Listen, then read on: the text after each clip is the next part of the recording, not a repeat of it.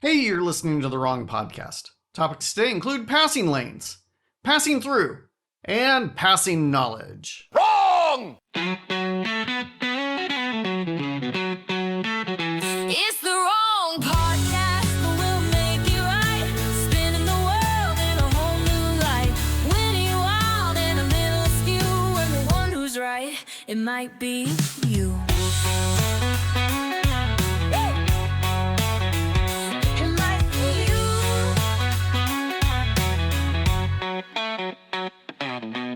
Hi, I'm Tim. I'm here to talk about politics, culture, religion, sports, and anything else you're not allowed to talk about in polite company. Issue number 1! Left lane exit. Not all heroes wear capes. That's what you need to know about this story. There is a real-life hero here in Los Angeles, and he deserves recognition. There's this thing in downtown Los Angeles known as the 4-level, and that is a place where multiple freeways intersect and a major roads there too. And at one point, you could be on top of a bridge looking down at 4 different levels of road. It's called the 4-level. As you can imagine, it is a very, very congested area of the city. All of Los Angeles is terrible for traffic. That's what we're known for. This is the point that everybody says that is the worst place in Los Angeles for traffic. It's in downtown LA. They don't have space to really widen the freeway in any way. And there was a guy who took the 110 freeway. That's right, I said the 110 because I'm in Southern California. And all of the freeways start with the article the. So he was taking the 110, which goes north-south through downtown LA. And there was a place that always caused problems. It always caused problems. And that was the interchange to the 5 freeway. That's right, I said the 5 freeway because that's what it's called. And the problem with this interchange was if you're going on the 110 north and you wanted to take the 5 north, the entrance to the 5 was on the left-hand side. And there were no signs to tell you that this interchange was up ahead. You just had to know it was there. At the very last second, where the exit was, there was a sign. But there was no signage mile ahead of time to tell you that the 5 north would be on the left-hand side. And so people would be driving along, and all of a sudden the meat wagon comes along. Just kidding, I'm not going to do the Tommy Boy thing here, but I'd really like to. Oh my God. Anyway, people are driving along and they want to get on the 5 and they can't because it's on the other side of the freeway and it's super congested. There's no way to turn around. This was all happening before Google Maps. People are screwed. And, you know, people do that dumb thing where they try to get across all the lanes of traffic at the last second, or they stop and try to wait for people to pass. It's not working. It wasn't working for this guy. He was sick of it. So he devised a plan. He said, I'm going to put some signs up on the freeway that tell people that the 5 interchange is on the left. Oh, and this comes after a tunnel. So there's really no way to see it at all. You're in a tunnel and then left turn on a freeway. Makes no sense at all. So he starts investigating, okay, what kind of material are these freeway signs made out of? What kind of reflective paint do they use? What fonts are they using? He spends months investigating all this, and he makes his own signs. And he says, I'm going to just climb up on the big freeway signs that go over the freeway, and I'm going to glue my sign that says 5 north left lane up on this big sign. And he decides, okay, when should I do this? Should I do this in the middle of the night? No. I'm going to do it in the middle of the day so everybody thinks it's supposed to be happening. If I do it at 2 a.m., people are going to be like, what's going on? Who is this guy? He buys a construction helmet. He gets a traffic vest. By the way, if you're climbing up on a freeway sign, what good is that traffic vest, that orange traffic vest, going to do you if you actually fall onto the freeway? That's not helping anybody, but it makes him look official. So he gets one. He gets this ladder, he pulls over on the side of the freeway, puts his vest on, puts his helmet on, takes his sign, climbs up onto the freeway sign in the middle of the day, and glues his sign to the freeway sign, and it immediately improves things. And nobody notices it. It's there for 12 years. Nobody notices that sign's not supposed to be there, that it's unofficial. Meanwhile, for 12 years, traffic improves, all because of this one man's actions. Well done, sir. Well done. And, he waited to tell anybody because he didn't want to get in trouble. And I guess they redid the signs, and that's how it got changed. And they asked him, did you do this anywhere else? And he said, it's best if I don't say. Issue number 2. Call me Friday. This story, this is just about me. This is a get to know Tim story. What is life like for Tim? When I go to restaurants, when we all go to restaurants nowadays, they say, "What's your name?" We'll call you when it's ready. We'll call you when we have a table. And here's the deal with the name Tim. All of the sounds, just say it, Tim. All of the sounds in Tim are soft. That's a soft T, followed by a soft I, followed by a soft M. There's no hard sound in there at all. Not like Ralph or Frank. Oh, that's a good one. That is all hard sounds. And the problem with soft sounds in a crowded restaurant environment is that you can't hear them. And the person I'm telling my name to, they can't hear me when I tell them my name is Tim. So, they'll say Sam or Jim or whatever. And I just got sick of it. And then I can't hear them when they say it. So I don't know that my food is ready or my table is ready. I got sick of it. Somebody said, well, you should just give them whatever day it is. And so I tried that, and I got confused about what day it was. And so, because, knowing what day it is not always easy. Try it. What day is it today? Right now. Go for it. So I just said, from now on, I'm giving the name Friday. Friday's my name. And people will frequently say, oh, cool. Is that really your name? And I'll say, yes, it is. That's right. I lie. So my friend Brandon and I, we went to Arby's. Long story, but we went to Arby's and they asked for my name. Brandon really, really wanted to go to Arby's because another friend of ours eats at Arby's 4 days a week, and he felt inspired by that. So there's the long story I just said I wouldn't say. I said it anyways. So we go to Arby's. They ask for my name. I say Friday. And Brandon's behind me, and a woman is behind him, and she hears me say Friday. And she says to Brandon, is that really his name? And Brandon says, yeah, it's his name. And she says, oh, like that TV show. What was that TV show? And Brandon goes, yes, he had relatives. He had a relative that worked on that TV show. She's like, oh, what show was that? What was that show? So I turn around and I say, it was Dragnet. And she's like, oh yeah, Dragnet. Wow, Friday. So I walk away.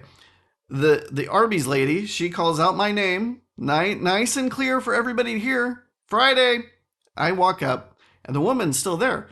And she goes, so what did your relative do on Dragnet? That's so fascinating. What did they do?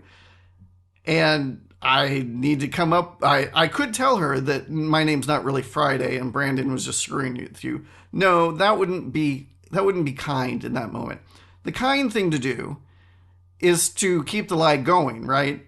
So I say, I had to immediately come up with, okay, which relative of mine would have been old enough to have been working on Dragnet whenever it came out, 60s, 50s? I don't even know. But it's got to be somebody in a generation before me. So I say, yes, my grandfather was a writer on Dragnet. And she goes, oh, wow, cool. So Brandon and I both get a good chuckle out of this. Very funny. 3 weeks go by.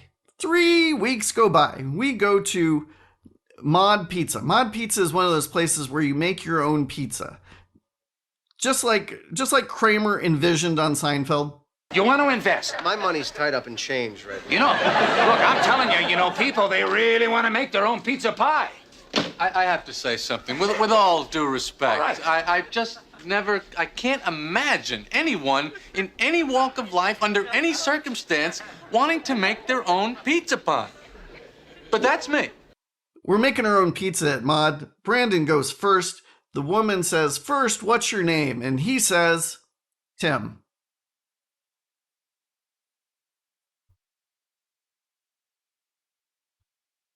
Hey, it's time. What are the rules? Oh, what are the rules? What are the rules? Don't touch my fries or my garden tools. Oh, what are the rules? Yeah, I've got my quirks. Follow them closely and I promise it works. You know, churches, they want people to come to their church. They want people to walk through the door. And there's all kinds of good ways and bad ways of getting people to come into the church. And I heard somebody talking about how they saw a church with a big sign out front that said, "We serve Starbucks." To which he said, "Do you know who else serves Starbucks?" Starbucks. Starbucks is not a reason that people are going to come to your church. If they want Starbucks, they'll go to Starbucks. The way to get people into your church is to be a church. Stop trying to sell people on things that have nothing to do with your main mission and your goal. If you're a church, just be a church. Don't be a Starbucks. That's the rule.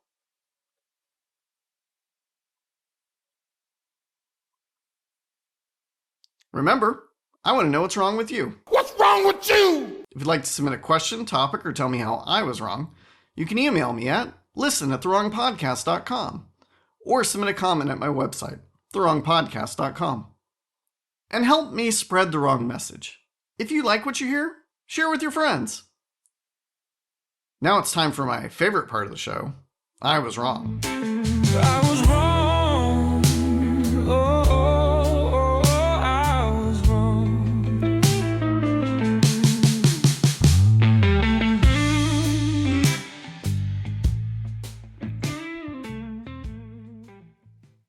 Listener Matt, he says, "Wrong! Wrong! Coffee can be grown in the United States, particularly in California." And then he sent me a screenshot of all the places in California that are growing coffee. And let me tell you, Matt, if you're counting on going to a church that serves Starbucks and our coffee's only coming from the United States, you are going to be very, very sad about the free coffee at that church. It is not going to be Starbucks quality. That's my guess on that one. Listener Eric, he says, "I laughed out loud at a part of the podcast about 15 minutes ago, and I thought I should tell you, but then I forgot. But then I heard you say continuous instead of contiguous. I think you're wrong, but you can check if interested. I certainly remembered to message you when you were wrong." But that brought me to a deeper question about reviews. Do people truly primarily type reviews of email podcasts when there's been a negative experience of how that should affect how we think about reviews? So, of course, I got back to Eric and said, "You're not going to tell me what made you laugh?" And he had to think about it, and he goes, "Oh, yeah, it was the Australian accent thing." Which, great, thank you. Please, call me out for perhaps mispronouncing the word contiguous and saying continuous. That won't make it at all difficult for me to record, talk podcasts if think about word as speak. Different thing entirely, but along the idea about negative reviews, if they're actually positive or negative, if they downrank people or not. There's this thing on Facebook, you can hit hide. Somebody's being obnoxious or you're seeing ads from somebody. You hit hide post, don't show, and then they show you more from that person. And it kind of has me wondering, does does the algorithm on Facebook, are they just looking for any interaction at all? Does hitting hide on a post count just the same as hitting like or laugh or commenting? They're like, hey, all right, you're interacting with it. That's great. We'll keep it going. As long as you're pushing buttons, we're fine with it. I really hope not. Issue number 3. It's official. I have to tell you about a baseball player named Trevor Bauer.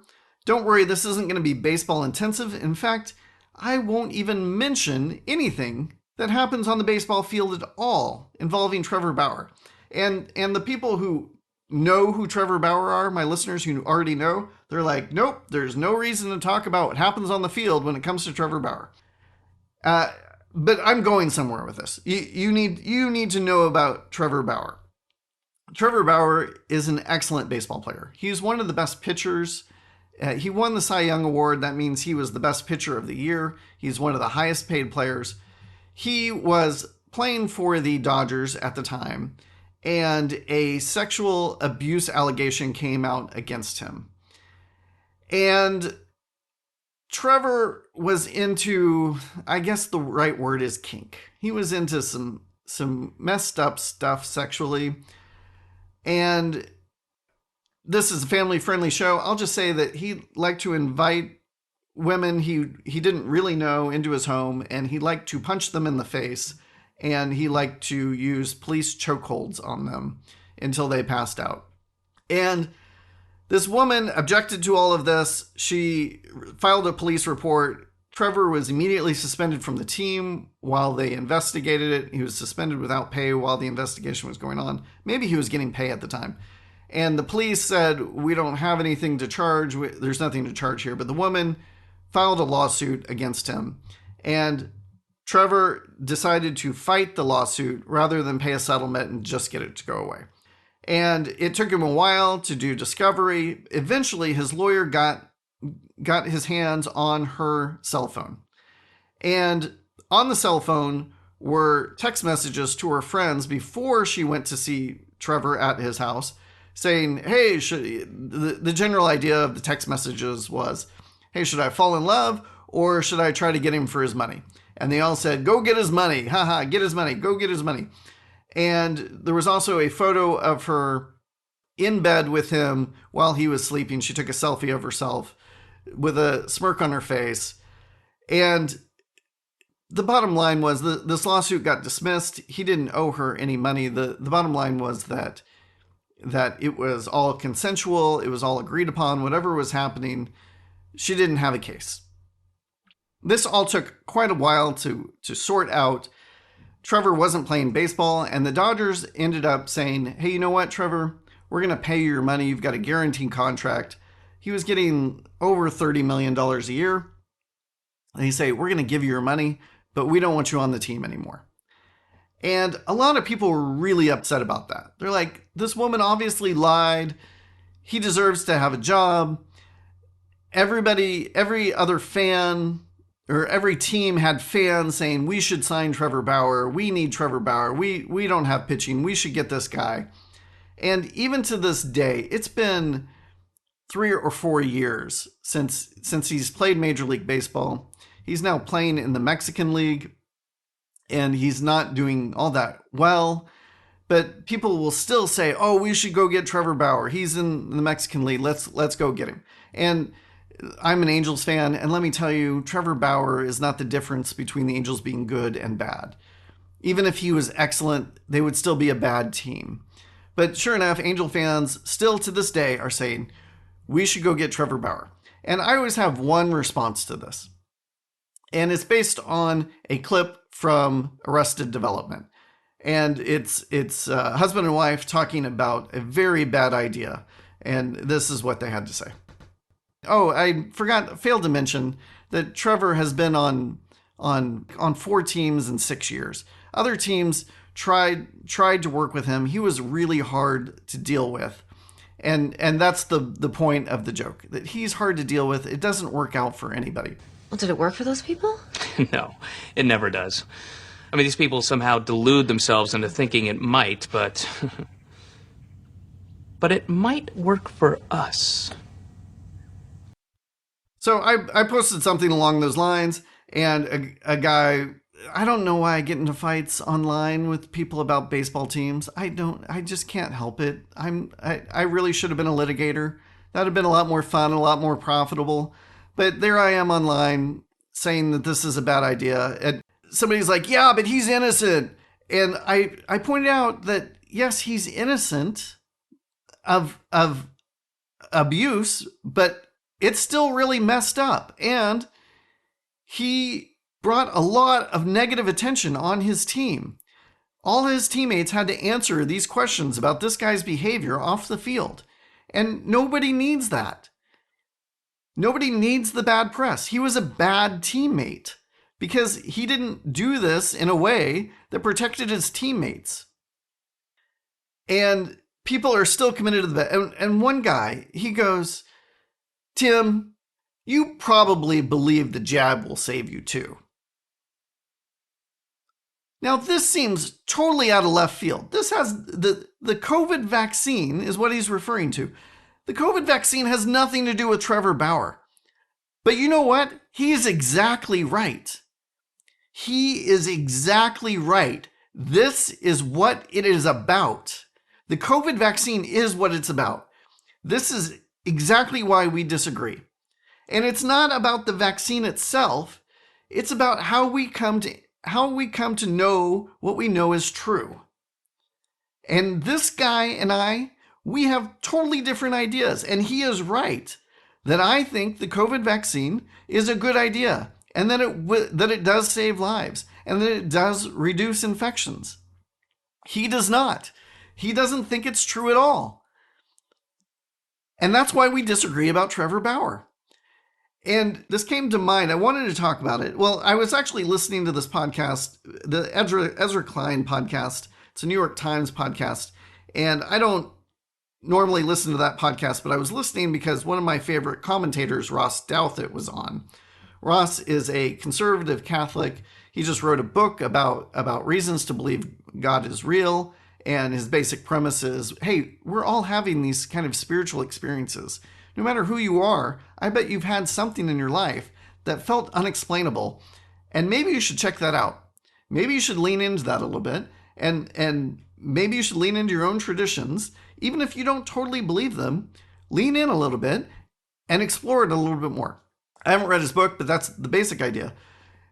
Klein and Douthat were talking about this. I will have a link to that episode because it is fascinating. Because if you listen to this podcast, they're talking about all kinds of things that I find interesting and fascinating. They're talking about religion and philosophy and politics and how we come to know what is true.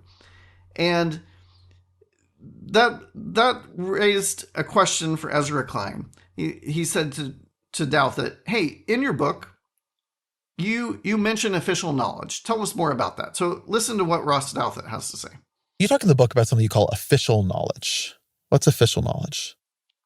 Official knowledge is the knowledge about the world that is considered normal and respectable in publications like the New York Times, Ivy League universities, most Wikipedia entries. You know, the things... You can find very strange things on Wikipedia. You can, but to their credit, in a certain way, the editors of Wikipedia try to impose some of the same assumptions about the world that are shared by most of the formal institutions of knowledge creation out there.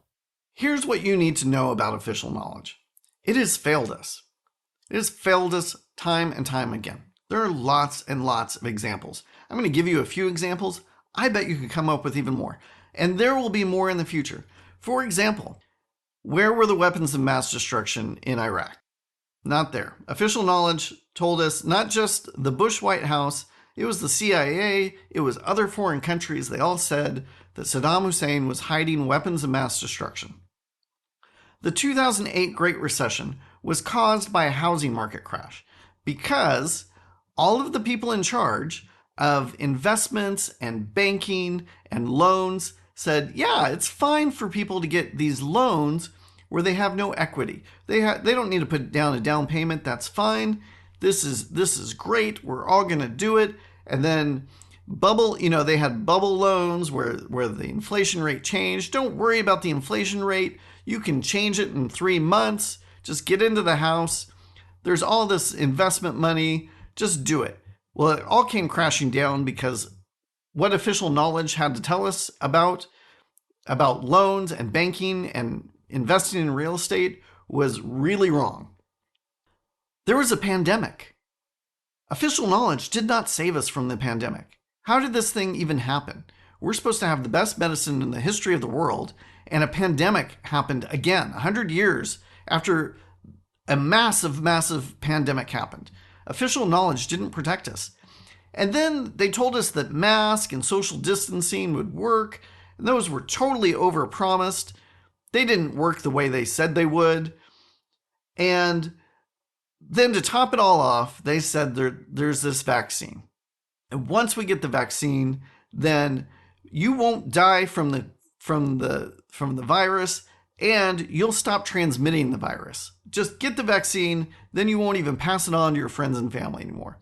And the saving your life part was pretty on target, but the passing it on thing, not so much. The vaccine the virus is still going around, despite however many booster shots we get of the vaccine. And do you remember the 2016 election? I do, because I spend most of my life trying to forget it. But everybody said Donald Trump is not going to win this thing. Hillary Clinton is going to win this thing. Just put it in the bag. There's no reason to even vote. Donald Trump wins the election. Official knowledge was wrong about who was going to win that election. And J.D. Vance, he was responding the day after the 2024 election. And he said, if you were confident that Donald J. Trump was going to lose, maybe you should question what else you, quote unquote, know about him. Maybe the people who misled you about his electoral chances have misled you about other things as well. In the words of Cormac McCarthy, if the rule you followed brought you to this, of what use was the rule? Now, JD was quoting the movie No Country for Old Men. And I'm going to play the clip for you. There's a serial killer and an assassin. And, well, the serial killer is an assassin, excuse me. But there's one main assassin, and he is a sociopath. He is the darkest, scariest character in movie history. One of the darkest and scariest. Up there with Darth Vader. And another he confronts another assassin who's been sent to interrupt his work. And J.D. Vance chooses to quote this sociopath. Listen to the clip here. You go to hell. Mm-hmm. All right. Let me ask you something. If the rule you followed brought you to this, of what use was the rule? You could have the money, Anton.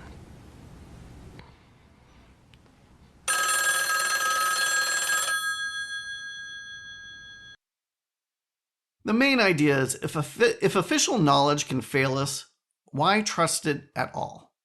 And it's bizarre to quote a sociopath positively. I'll just say that. That's super weird. Sometimes the rules don't work for us. Sometimes official knowledge doesn't work for us. It doesn't work out. We get things wrong. It is fallible. So this is what Ross Douthat had to say about official knowledge and polarization. When we were young bloggers, so many years ago. So many years ago. Yes. It felt then, the political system seemed deeply polarized on taxes, on foreign policy, on the Affordable Care Act. And I'm not saying those polarizations don't still exist. They do. But we seem more fundamentally polarized now on official knowledge than on anything else. Yep. And the parts of the Democratic Party that were sort of outside that consensus, led by a figure like RFK Jr., have sort of become parts of the Republican Party. The parts of the Republican Party that were more inside that consensus and want to stay there. Some of them, like Liz Cheney and Adam Kinzinger and Mitt Romney, have sort of moved away from at least the Trump Republican Party.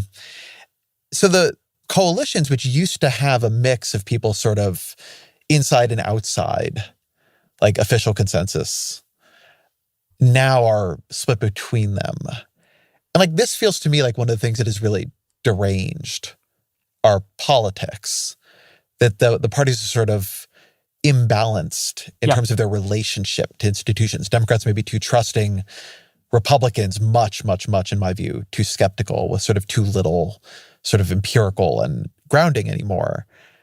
I guess I was curious before you said yep a bunch of times, if you agreed with that way of No, framing that, I absolutely and how you do. think Although, about it. I mean, I would, on your last point. Yes, you would.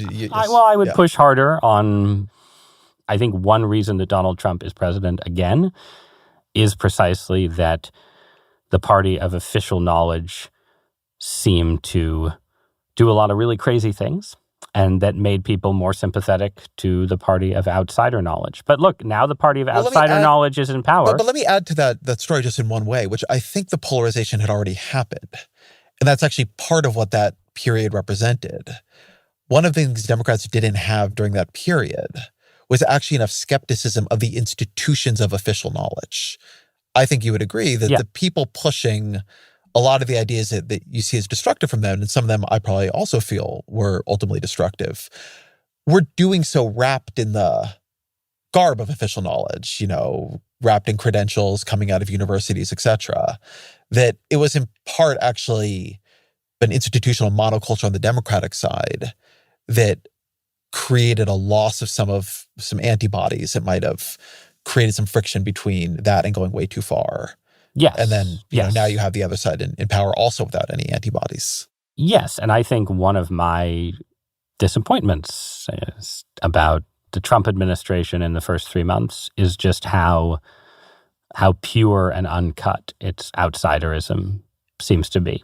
And, I think it was an open question when Trump was reelected. Would RFK Jr. be running HHS, or would he be running the President's Council on Making America Healthy Again, right? And we got the timeline where he's running HHS, and you can multiply examples. And I think in many of those examples, you can see a version of the problem that I identified to you just now, which is that you can see it in the trade and tariffs debate, this assumption that the experts got something big wrong, and therefore Peter Navarro should make trade policy. And the second does not follow from the first. And the huge challenge for conservatism right now is to figure out how you generate some kind of stability of actual expertise in a party that is now temperamentally completely anti-establishment, populist, and so on. And I think there was a hope that the sort of Silicon Valley faction that migrated into the Republican camp, in part in reaction to some of the failures of expertise that you just acknowledged, would sort of play a version of that role. And I think definitely Elon Musk has not played a version of that role to date. So the Republican Party is a party in search of a stable system of official knowledge generation besides whatever Donald Trump decides, right? And it doesn't have one at the moment for the foreseeable future.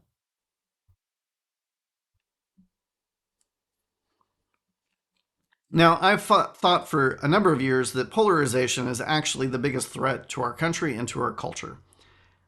And it's become clear to me that the polarization used to be on the right-left axis. But over the last several years, it's being redrawn, and polarization on the official-unofficial axis is really the big divide in our country. Maybe 2 years into the pandemic, I was talking to a man in my church who was deciding to leave our church and go to a different church. And he said, this church just isn't conservative anymore. And I thought that was a strange thing to say because nothing had changed theologically for our church. Nothing at all had changed for our church theologically. We are still today what we were 10 years ago. But I noted to him that all of the categories are being redrawn right now. Wrong! And the words conservative and liberal, they've kind of lost their meaning. It's part of what makes this time so chaotic and so it produces so much anxiety for us, because we don't know who's in our camp anymore. We don't know what tribes we belong to. We don't know what our own tribes believe. Right now, Donald Trump is telling everybody that they need to have fewer toys and less choices at the store, because that's really what's going to be best for the economy. And those are the exact words of Bernie Sanders. Those are the exact same thoughts as Bernie Sanders. And one represents the right and one represents the left. And they're both saying the same thing. And this is supposed to be a conservative argument that Donald Trump's making about tariffs. But he's using the words of a avowed socialist. We don't know what it means to be right and left anymore. We don't know what it means to be Republican and Democrat. And I think the reason is because we used to divide up on right and left, but we're actually dividing up now between official and unofficial in terms of knowledge. So imagine 4 quadrants. On the top, right, Republic, or right, left, except you should put the left on the left and the right on the right. So right, left, right. And then on the other side of the square, on the side of the square, right, official, unofficial. And those are the categories that people put themselves in. So you could be on the right or on the political left with somebody in the exact same space, but where you are on the official and unofficial quadrants can make a radical change. And you could actually be closer to somebody who's different than you politically, because you're in the same space on whether official knowledge or unofficial knowledge is the way to assume that things are true. I was talking to somebody, and he decided to pick up a rather, I guess the word's esoteric theological stance about Christianity. And it's not heretical, it's just it's kind of out there, and it's not mainstream. And he was really going to devote himself to it. And one of the things he said was, I always knew that I should never trust theology. What really stood out to me about that was he didn't say, I always knew I shouldn't trust these theologians, or I shouldn't have trusted this theological stance. It's not that he shouldn't have trusted this theological opinion. He should have never trusted theology, the actual academic pursuit of knowledge regarding God. That's the problem. It's the method that was the problem. Theology itself was the thing that he should never have trusted to begin with. This raises a great question. If the academic pursuit of something, if sorting out the facts and choosing what's reliable and unreliable evidence, as Douthit described it, if Wikipedia is not even the way that we should form knowledge and know what's true, how do we come to knowledge? How do we know what's true? How do we know what's false? And it seems to me that there is a big push to just rely on intuition. Whatever you feel, that's the thing. Whatever's been in your heart all along, that's true. And you should find voices that confirm what you've already suspected. And as I was saying, in this quadrant between left and right, official, unofficial, that's how you get strange bedfellows like RFK Jr. being part of the Trump administration. There is no way over the last 60 years any Republican president would have put somebody like RFK Jr. on their cabinet. They wouldn't have been confirmed. Their own party would have had a revolt if you would have even suggested that somebody like RFK Jr., who is a radical leftist, radical, politically left person, should be part of a major part of a Republican administration. But Trump and Kennedy, they are buddies when it comes to unofficial knowledge. They've got the true knowledge. They've got the real knowledge. They know it's actually true. You can't trust those other people. They're the ones who are supposed to be trusted. And I was listening to the Malcolm Gladwell podcast, Revisionist History. I've never listened to it before, but somebody suggested I listen to this segment of RFK Jr. talking about the Spanish flu and what were the actual causes of the Spanish flu. Let me just back up a little bit and say that RFK doesn't believe in viruses. He doesn't believe in germ theory. He says that germs aren't what kills us. Diseases are actually a symptom of being unhealthy. We don't have healthy bodies, and therefore we show sickness.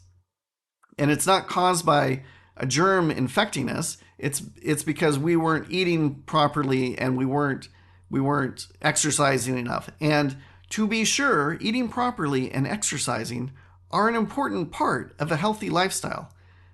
But also, there's germs. But RFK rejects the idea of germs and viruses at all. He says that it wasn't a virus that killed people. It was actually the vaccine that killed most of the people during the Spanish flu. And this is a clip from Malcolm Gladwell, who plays a clip from the Joe Rogan podcast where RFK Jr. explains how even Fauci agrees with him, that Anthony Fauci agrees with him, that the virus is not what killed most people in the Spanish flu. What are you saying that the Spanish flu was? So Rogan asks his question about the 1918 flu. So far, so good. This is what an interviewer is supposed to do. What is the documentation? Well, you said that Fauci has publicly admitted that it's not a flu. Fauci wrote an article in 2008, and that I'm pretty sure it's 2008, in which he acknowledged that it was not the flu that was killing those people. It was a bacteriological infection. And a bacteriological infection, these days, you could 100% cure all of it with an antibiotic. The article in question is immediately Googled. This is important to cover, right? So let's see if we can find this. Predominant role of bacterial pneumonia as cause of death in pandemic influenza implications. Of pandemic influenza preparedness.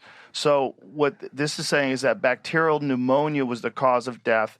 Let's read what he says, the results. Conclusions. The majority of deaths from the 1918-1919 influenza pandemic likely resulted directly from secondary bacterial pneumonia caused by common upper respiratory tract bacteria. A proposition has been advanced. Google has been summoned. The proposition has been verified.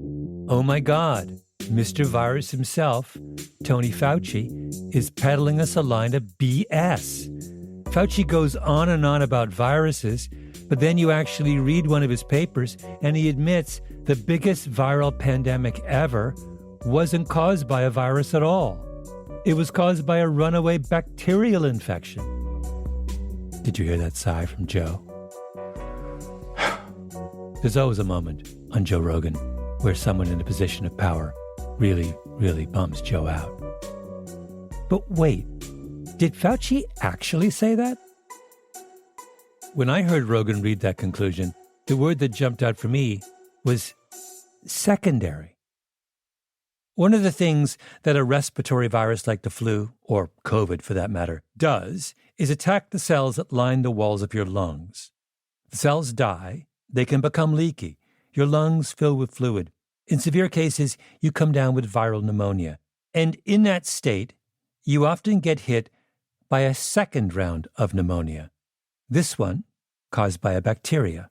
That's the secondary infection, which follows as a result of the primary infection.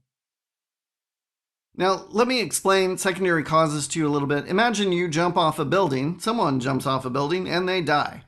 And someone else says the cause of death was a heart attack and massive blood loss. And you say, well, clearly he didn't die from jumping off the building. It was the heart attack and the massive blood loss. If he could have survived, anybody could survive this jump off of a skyscraper if they just don't have a heart attack. If they have a strong heart, they won't die. Wrong, wrong, wrong, wrong. Wrong, wrong, wrong, wrong. You're wrong, you're wrong, you're wrong. The heart attack and the massive blood loss are the secondary cause. They're not the thing that caused you to actually die. They're the thing that eventually happened to you because of the first thing, which was the jump off the building. How do you explain this to RFK Jr.? He doesn't understand what he's even reading.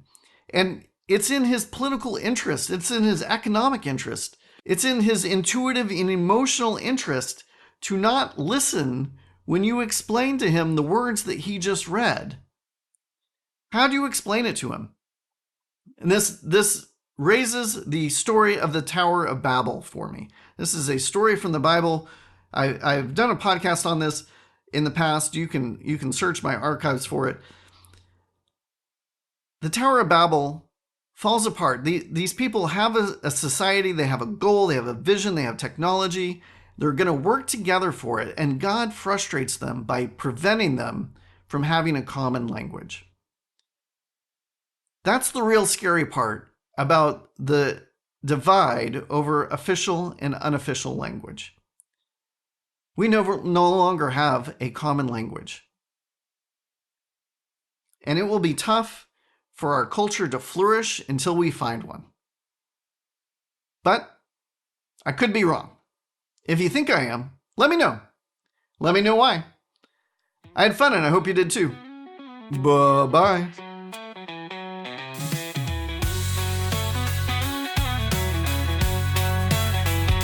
It might be you. It's the wrong podcast.